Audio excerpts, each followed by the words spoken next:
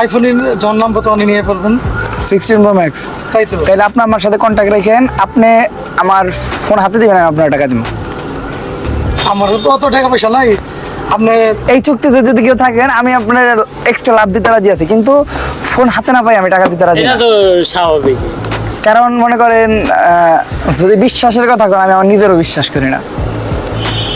ঠিক আছে ভাই, চেষ্টা করবো নি। ছোটো ভাই কাজ করতেছে সিঙ্গাপুরে, ওরা কিনা ওর বাড়ির লোক, মানে যে 2 মাসে একবার করে- আপনি এটা কইতে পারেন আপনার ফোন হাতে পাওয়ার সাথে সাথে আপনার টাকা দিতে যাবেন 1 মিনিট দেরি করি, তাহলে আমি আপনি ফোন দিবেন আমি ক্যাশ দেবো। 14 Pro Max আনলাম না, আমার পরে সিলেট থেকে নিয়ে গেছে লোক গেছে।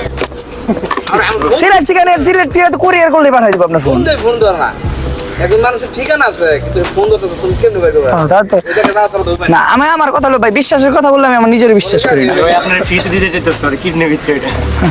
না ফ্রিতে দেওয়া লাগবে না, কিডনি বেঁচে দেওয়া না, আমি এমনি তো ফ্রির জিনিস নিই না, ফ্রি জিনিস নিই না।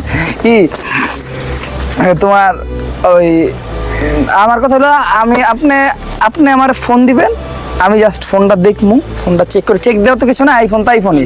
তারপরে জাস্ট আমি খালি অরিজিনাল IMEI করবো, সব কিছু চেক দিয়ে ফোনটা খালি রাখবো, আপনার টাকাটা দিব একেবারে। আপনি মানে যেটা আপনি আমার কইয়া নেবেন একেবারে ওই টাকাটা দিব। তারপরে যদি মনে করেন আপনার কোনো খরচ থাকে সেটাও দিব, আমার কোনোই নেই। কিন্তু ওই ফোন আমার মানে এইভাবে এই করুন। ওই শান্ত এটা তো স্বাভাবিক। ওর দিয়ে আনাইতে গেলে তো এমনি ব্যস্ত মানুষ, সময় লাগে। ওর দিয়ে তার এক কাহিনী, একটু সময় লাগে। আবার একখান থেকে একখানে শিপিং করার একটা ঝামেলা।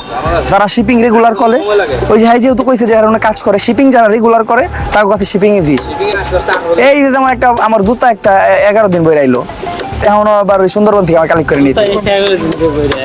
তাইলে একটা আইফোনের উদয় আমি তাইলে আর আইফোন কিনে লাভ কি? তাইলে 20,000 টাকার চিন্তার ওই যে আইফোন ওই যে আগে না কিনা 20,000 টাকা না বাঁচাইয়া 20,000 টাকা বেশি দিয়ে কিনো। বাংলাদেশ যারাই কিনতেছে শতকরা ভাই 50% এটা হলো ঘটনাটা হলো বাংলাদেশের না, ঘটনাটা কি জানেন? ঘটনা হলো আরেকখানে, বাংলাদেশের কোনো ঘটনা না। হেডটা তো ইন্ডিকেটার পড়া বুঝলাম না তো, সবার ইন্ডিকেটার পড়ছে। আমি বললাম এটা